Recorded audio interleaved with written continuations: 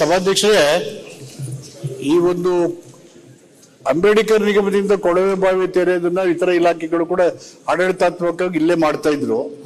ಈಗ ಅದನ್ನ ಇಲಾಖೆಗೆ ವರ್ಗಾವಣೆ ಮಾಡೋದ್ರ ಜೊತೆಗೆ ಫೈನಾನ್ಸ್ ಕಂಟ್ರೋಲ್ ಈ ಕಡೆನೇ ಇತ್ತು. ಈಗ ಅದನ್ನ ವರ್ಗಾವಣೆ ಮಾಡುವಾಗ ಸ್ವಲ್ಪ ತಾರತಮ್ಯಗಳಾಯ್ತು, ಡಿಲೇ ಆಯ್ತು. ಹೀಗಾಗಿ ಇವತ್ತು ಅವರ ಕ್ಷೇತ್ರ 12 ಕೊಳವೆಗಳು ಕೊರೆಯೋದು ಬಾಕಿ ಇದೆ. ಅದನ್ನ ಕೂಡಲೇ ಈಗ administrative powers as well as financial power ತಾಂಡಕ್ಕೆ ಕೊಟ್ಟಿರೋದ್ರಿಂದ ಕೂಡಲೇ ಅವರು 12 ಬೋರ್ವೆಲ್ಗಳು ಕೊಡಿಸಕ್ಕೆ ನಾನು ಸೂಚನೆ ಕೊಡ್ತೀನಿ. We will take up the drilling process immediately. ಅಧ್ಯಕ್ಷರೇ, ಇವತ್ತು ನಾವೆಲ್ಲಾ ನಿಗಮಗಳು, ಇವತ್ತು ಅಂಬೇಡ್ಕರ್ ನಿಗಮ ಆಗಿರ್ಬೋದು, ಆದಿಜಂಬ ನಿಗಮ ಆಗಿರ್ಬೋದು, ತಾಂಡ ನಿಗಮ ಆಗಿರ್ಬೋದು, ಇವೆಲ್ಲವೂ ಸಹಿತ ನಾವು ಮೂಲ ಒಂದು ಆಶಯವನ್ನ ಇಟ್ಕೊಂಡಿದ್ವಿ. ಏನಂದ್ರೆ ಅಲ್ಲಿರುವಂತ ಜನರ ಕಾಲೋನಿಗಳಲ್ಲಿ, ತಾಂಡಗಳಲ್ಲಿ, ಹಟ್ಟಿಗಳಲ್ಲಿ ಇರುವಂತ ಜನರಿಗೆ ಅಲ್ಲಿರುವಂತ ಮೂಲಭೂತ ಸೌಕರ್ಯವನ್ನ ಕೊಡಬೇಕಂತ ಒಂದು ಆಶೆಯನ್ನ ನಾವು ಇಟ್ಕೊಂಡು ಇವತ್ತು ನಿಗಮವನ್ನ ಮಾಡಿದೀವಿ. ಆದ್ರೆ ಇವತ್ತಿನ ದಿನ ಏನ್ ನಡೀತಾ ಇದೆ ಅಂದ್ರೆ ಒನ್ಲಿ ಸ್ಕೀಮ್ಗಳಿಗೆ ಮಾತ್ರ ಈ ನಿಗಮಗಳು ಆಗಿದೆ. ಇವತ್ತು ತಾಂಡ ನಿಗಮದಿಂದ ಇವತ್ತಿನವರೆಗೂ ಒಂದು ಸಹಿತ ಕೆಲಸಗಳನ್ನು ಮಾಡಕ್ ಆಗಿಲ್ಲ. ನೀವು ಸಹಿತ ನಮ್ಮ ತಾಂಡ ನಿಗಮಕ್ಕೆ ಬರೋರು, ನೀವು ಉಪಾಧ್ಯಕ್ಷರಲ್ಲಿ ಕುತ್ಕೊಂಡಿದ್ದೀರಿ, ನೀವೆಷ್ಟು ಭೂಮಿ ಪೂಜೆಯನ್ನ ಮಾಡಿದಿರಿ ಹೇಳಿ ಆಗಿದ್ರೆ. ಸಭಾಧ್ಯಕ್ಷರೇ, ಇನ್ನೂವರೆಗೂ ಸಹಿತ ನಮ್ಮ ತಾಂಡ ನಿಗಮದಿಂದ ಇವನ್ ಬೇರೆ ಬೇರೆ ನಿಗಮದಿಂದನೂ ಒಂದು ಕೊಳವೆ ಬಾವಿನ ನಾವು ಕೊರೆಸ್ಲಿಕ್ಕೆ ಆಗಿಲ್ಲ. 2 ವರ್ಷ ಆಯ್ತು ನಾವು ಬಂದು ಶಾಸಕರಾಗಿ. ಜನರಿಗೆ ಏನು ಉತ್ತರ ಕೊಡೋದು ಒಂದು. ಎರಡನೇದು, ನೀವು ಟಾರ್ಗೆಟ್ ಏನು ಕೊಟ್ಟಿದ್ದೀರಿ, ಒಂದು ನಿಗಮಕ್ಕೆ ಎಷ್ಟು ಟಾರ್ಗೆಟ್ ಕೊಟ್ಟಿದ್ದಾರೆ, 2-3 ಟಾರ್ಗೆಟ್ ಕೊಟ್ಟಿದ್ದಾರೆ. ಅಪ್ಲಿಕೇಶನ್ ಬಂದಿದ್ದು 1000 ಅಪ್ಲಿಕೇಶನ್. ದಯವಿಟ್ಟು ಕೈ ಮುಗಿದು ಹೇಳ್ತಿದ್ದೀನಿ ನಿಮ್ಗೆ, ನೀವೇ ಮಾಡ್ಕೊಂಡ್ಬಿಡಿ. 1000 ಜನ ನಾವೆಲ್ಲಿ ವಿರೋಧ ಹಾಕೊಳ್ಳೋಣ, ನಾವು ವಿರೋಧ ಹಾಕೊಳ್ಳಕ್ ರೆಡಿ ಇಲ್ಲ. ಕೊಡೋದಾದ್ರೆ ಒಂದು 30-40 ಕೊಡಿ. ಹಿಂದ್ ಸರ್ಕಾರ ಇದ್ದಾಗ ಬರೀ ಸಾಂಸ್ಥಿಕ ಕೋಟಾನೆ 20-30 ಕೊಟ್ಟಿದ್ದೀರಿ. ಅವತ್ತಿನ ದಿನ ಟಾರ್ಗೆಟ್ 20-30 ಇತ್ತು. ದಯವಿಟ್ಟು ಇದನ್ನು ಗಮನ ಹರಿಸ್ರಿ. ಜನರನ್ನ ವಿರೋಧ ಕಟ್ಕೊಳಕ್ ಆಗುದಿಲ್ಲ, ಅಷ್ಟು ಪ್ರಮಾಣದಲ್ಲಿ ಅಪ್ಲಿಕೇಶನ್ ಬರ್ತಾ ಇದೆ. ಇದರಿಂದ ನಮಗ್ ತೊಂದರೆ ಆಗ್ತಿದೆ. ನಮ್ಮ ಮನೆ ಬಂದು ಬೈತಾರೆ, ನೀವೇನ್ರಿ ಏನು ಮಾಡ್ಕೊಡಲ್ಲ ಅಂತಾರೆ. ಹೇಳಿದಿರಿ ಬಿಡಿ. ಈಗ ಅಲ್ಲ ಸಭಾಧ್ಯಕ್ಷರು,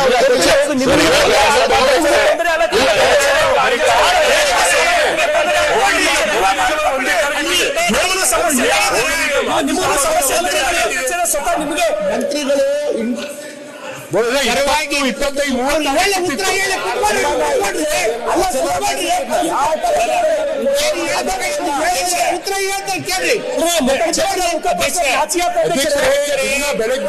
ಬೆಳಗಿನ ಸಾಯಂಕಾಲವರೆಗೂ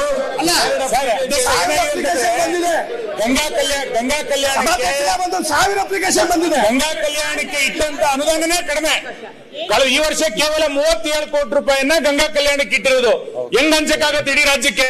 ಒಂದೊಂದು ಗಂಗಾ ಕಲ್ಯಾಣ ಕೊಡಿದ್ರೆ ಯಾರಿಗೆ ಅಂತ ಅರ್ಜಿ ಕೊಡೋಣ? ನೀವು ಅಪ್ಲಿಕೇಶನ್ 150-200 ಬಂದಿದೆ. ಶಾಸಕರು ಏನ್ ಮಾಡ್ತಾರೆ?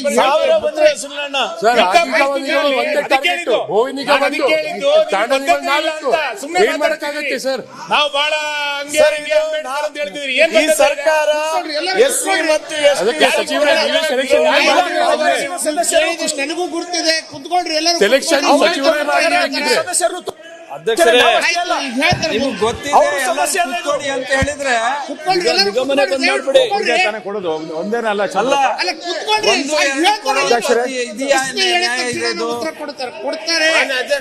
ಸಾಮಾನ್ಯ ಸಭಾಧ್ಯಕ್ಷ 4,000 ಒಂದು ಕೊಟ್ಟಿದ್ದೀರ. ಒಂದು ಯಾರನ್ನು ಕೊಡ್ಬೇಕು? ನಾವು ಯಾಕೆ ನಮ್ಮನ್ನ ಇಷ್ಟು ಮಾಡ್ತೀರಾ?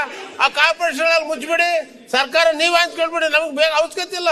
ಈಗ 4,000 ಯಾರಿಗೆ ಕೊಡ್ಬೇಕು ನಾವು? ಉಪಾಧ್ಯಕ್ಷರೇ, ನಮ್ಮ ಎಲ್ಲಾ ಸದಸ್ಯರು, ಚಂದ್ರಣ್ಣ ಅವರಿಂದ ಎಲ್ಲರೂ ಸದಸ್ಯರದು, ನಮ್ ಸದಸ್ಯರೇ ಅಂತಲ್ಲ, ಎಲ್ಲರದು ಕೂತಿರೋರ್ದು ಎಲ್ಲರದು. ನೀವು ಆ ಸಮುದಾಯದಿಂದ ಬಂದವರು.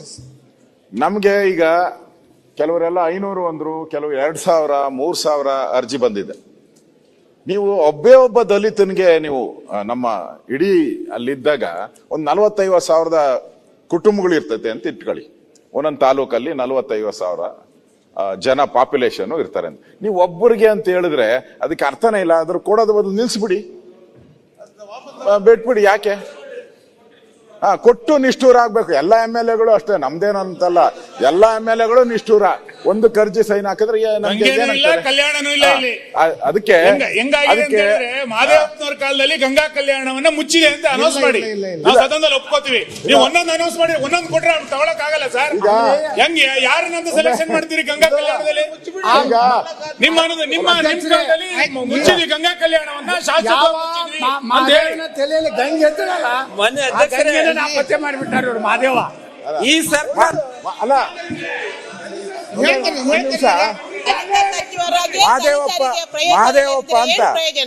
ಮಹಾದೇವಪ್ಪ ಅಲ್ಲಿ ಮಲೆ ಮಹದೇಶ್ವರ ಏರಿಯಾದಿಂದ ಬಂದವರು.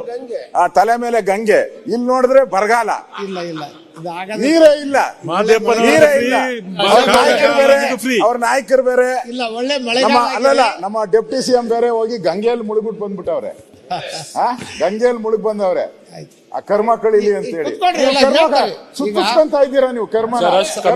ಈಗ ಸರ್ ನಿಮ್ಮಂತ ಹಿರಿಯ ಅದಕ್ಕೆ ಸದಸ್ಯರು ಮಂತ್ರಿಗಳು ಈ ತರ ಹೇಳ್ತಾರೆ, ಆದ್ರೆ ಸದನದಲ್ಲಿ ಸದಸ್ಯರು ಜಾಸ್ತಿ ಮಾಡ್ಬೇಕು ಸರ್ ಅಂತ ಈ ವರ್ಷದಿಂದ ಕೊಡ್ತೀವಿ ಅಂತ ಹೇಳಿ. ಹೇಳ್ತಾರೆ ಉತ್ತರ ಹೇಳ್ತಾರೆ ಅವರು ಉತ್ತರ ಹೇಳ್ತಾರೆ. ಕೂತ್ಕೊಳ್ರಿ ಗಂಗಾ ಕಲ್ಯಾಣ ಸರ್. ಅದಕ್ಕೆ ಹೋಗುತ್ತೆ.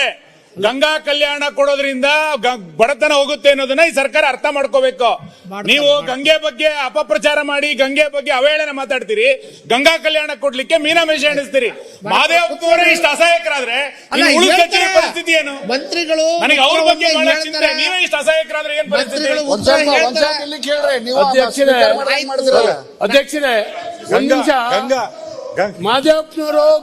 ಮಾದೇವಪ್ಪನವರು ಘೋಷಣೆ ಮಾಡಿಬಿಡ್ಲಿ, ನಮ್ ಸರ್ಕಾರ ಬಂದ್ರ ಮೇಲೆ ದಲಿತರ ಬಡತನ ಹೋಗಿದೆ, ಈ ಫಲಾನುಭವಿಗಳನ್ನ ಜಾಸ್ತಿ ಆರಿಸುವ ಅವಶ್ಯಕತೆ ಇಲ್ಲ ಅಂತ ಡಿಕ್ಲೇರ್ ಮಾಡಿಬಿಡ್ಲಿ ರಾಜ್ಯಕ್ಕೆ. ಅದು ಸರಿ ಹೋಗುತ್ತೆ. ಇಲ್ಲ ಅಂದ್ರೆ ಈ ರೀತಿ ಕೊಟ್ಟು ಏನು ಪ್ರಯೋಜನ ಆಗುತ್ತೆ? ಕೊಡ್ತಾರೆ